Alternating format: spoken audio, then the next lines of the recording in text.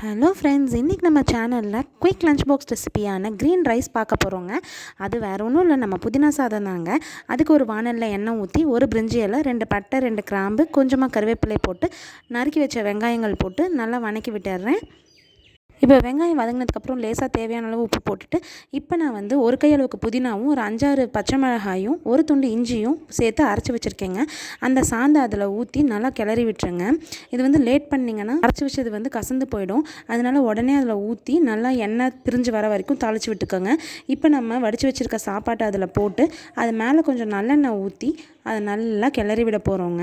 நல்லெண்ணெய் வந்து நல்லா டேஸ்ட் கொடுக்கும். இந்த கிளறின சாப்பாடு எல்லாத்துக்குமே நம்ம நல்லெண்ணெய் யூஸ் பண்ணலாம். ரொம்ப ரொம்ப உடம்புக்கும் நல்லது, டேஸ்ட்டும் நல்லாயிருக்கும். இப்போ நல்லா கிளறி விட்டுருங்க.